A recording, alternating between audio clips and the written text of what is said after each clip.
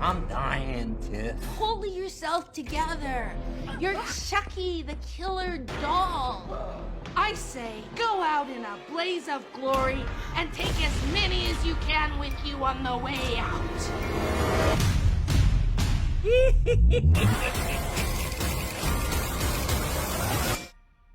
They think they're seeing ghosts.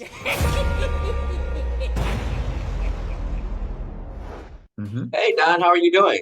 I'm good. How are you? Your name is Aries? Yeah, like the Zodiac. Like, I was going to say, like the Greek god. Got it. It's such a pleasure to speak with you. I've been a Chucky fan since a child.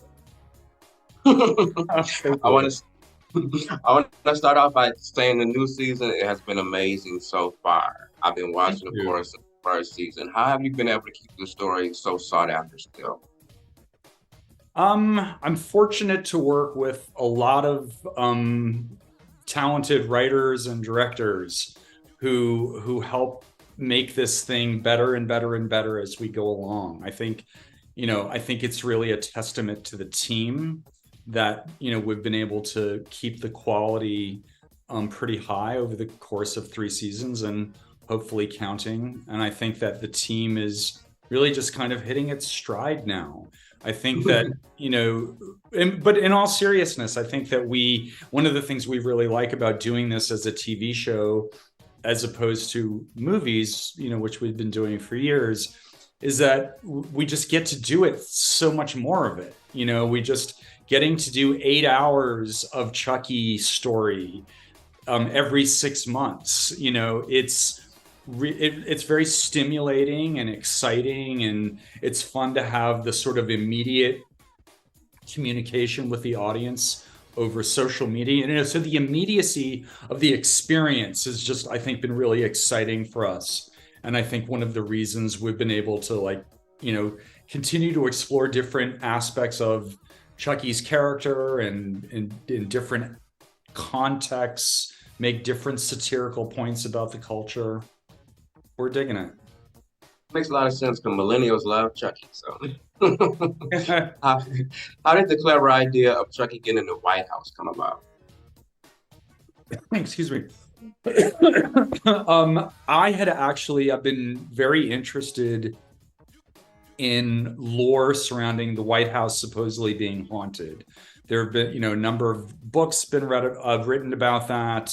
And there are all kinds of supposedly real life events, including the Lincolns, Mary Lincoln and Abraham Lincoln. Supposedly Abraham Lincoln himself was present at a seance in the White House that was intended to communicate this with the spirit of their dead son, Willie, was referenced by the character Henry in episode 1 this season.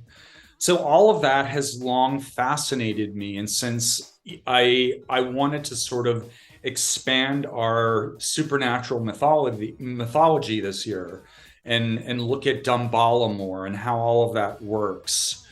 And that seemed to me analogous to all of this lore that was available regarding the White House that really hasn't been used much in pop culture. So that's kind of why I wanted to do the White House.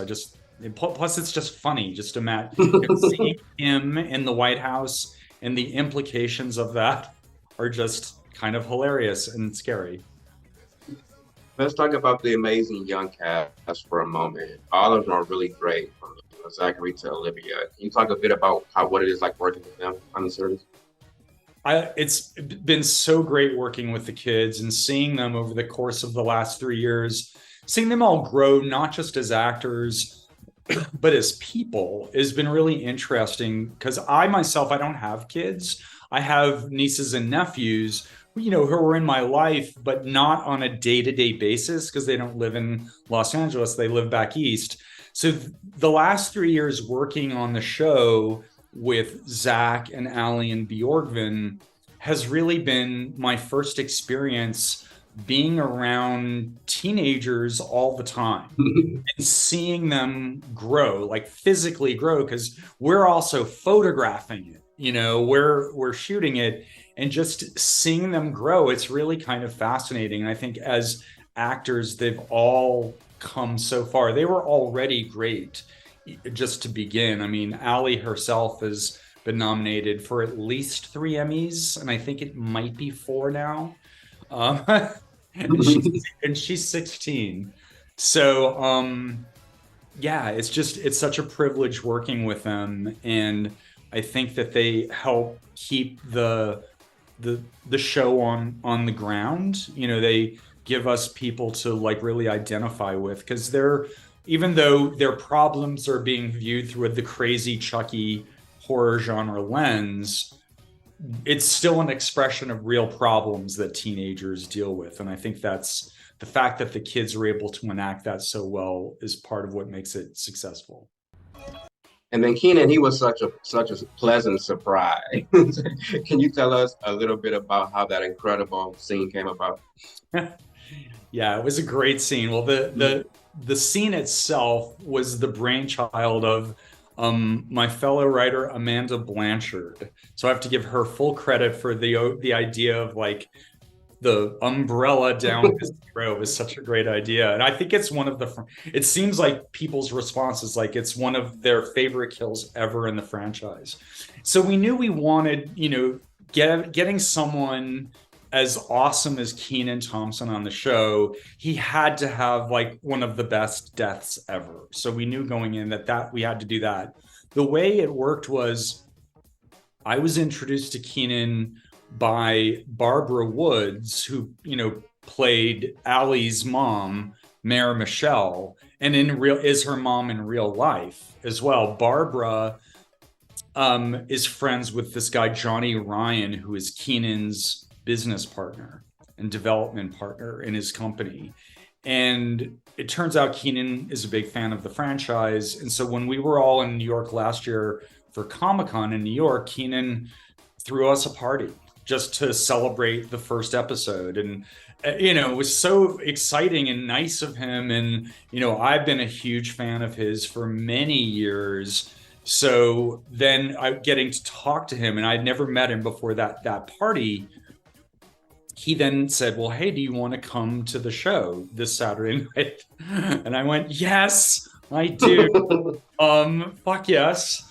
So I got to go to the show and hang out in his dressing room and then go to, you know, one of the legendary after parties. And I met Sarah Sherman, who had, you know, played Chucky in that great skit with Jake Gyllenhaal last year.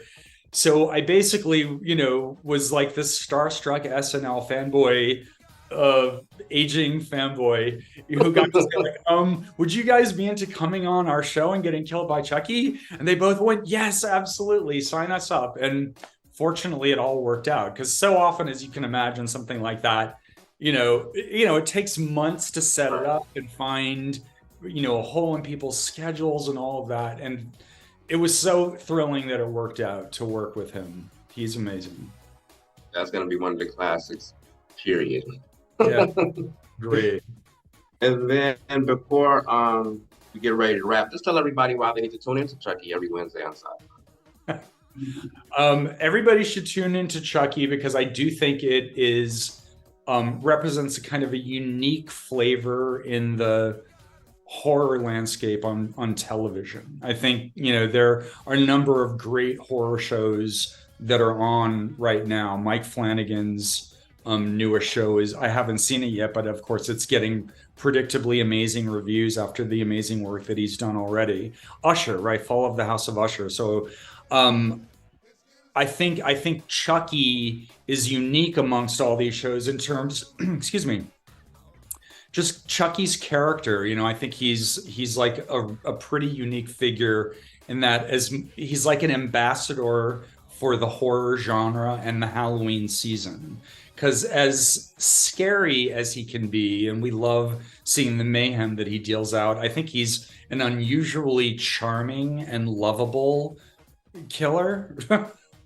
And I think part of that is because of the hilarious performance that Brad Dourif gives. So I think you should watch Chucky, because there's nothing else like it on TV. It's like the only killer we're rooting for. So yeah, definitely.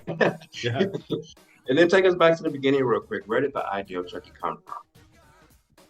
The idea for Chucky, gosh, it goes back into the 80s when I was a film student at UCLA. And I had just generally, because I had grown up around the world of advertising and marketing, because my dad had worked in that field, I wanted to write some kind of dark story about how marketing and advertising affects children. And this was at the time that Cabbage Patch Kids, those dolls were really popular in the 80s. So these kind of impulses came together. And I wrote the script when I was at UCLA for the movie that ended up becoming Child's Play. Classic. Again, I'm so happy to be able to have talked to you. I love the series. I can't wait for future seasons because it's going to keep going. I already know that. But thank you again for your time today, Tom, and your continued success. Thank you. Thank you so much. Nice to meet you. Have a good one. You too.